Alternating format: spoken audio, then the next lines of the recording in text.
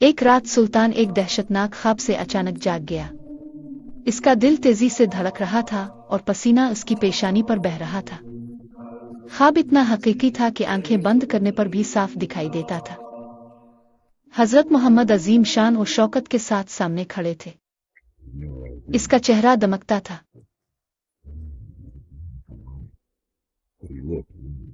पैगंबर ने दो सुर्ख बालों के बुंदों की तरफ इशारा किया। सायों में खड़े होकर पैगंबर ने साफ साफ कहा, महमूद, मुझे बचा लो। नूरुद्दीन हैरान रह गया था। यह 557 हिजरी का साल था, पैगंबर के इंतकाल के 500 साल से जायद बाद। यह ख्वाब का मतलब क्या था? वो मर्द पैगंबर की कब्र को कैसे धमका रहे थे और वो दोबारा नहीं सो सका।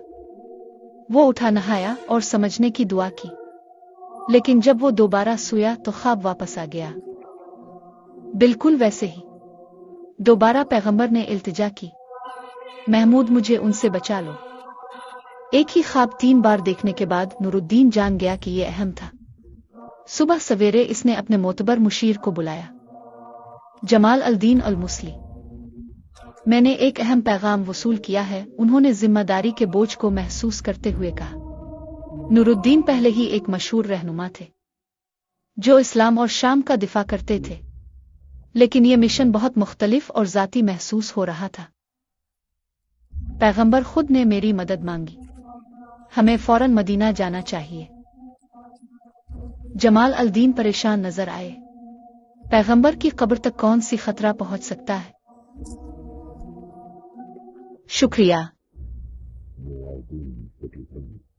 एक रात सुल्तान एक दहशतनाक ख्वाब से अचानक जाग गया। इसका दिल तेजी से धड़क रहा था और पसीना उसकी पेशानी पर बह रहा था। ख्वाब इतना हकीकी था कि आंखें बंद करने पर भी साफ दिखाई देता था। हजरत मोहम्मद अजीम शान और शौकत के साथ सामने खड़े थे। इसका चेहरा दमकता था।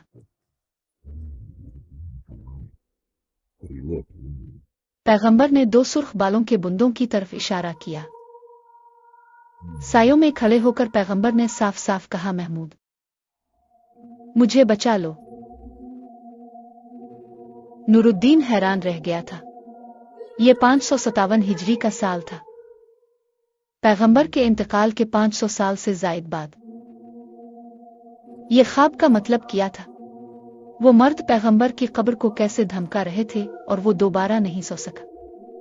वो उठा, नहाया और समझने की दुआ की, लेकिन जब वो दोबारा सोया तो ख्वाब वापस आ गया,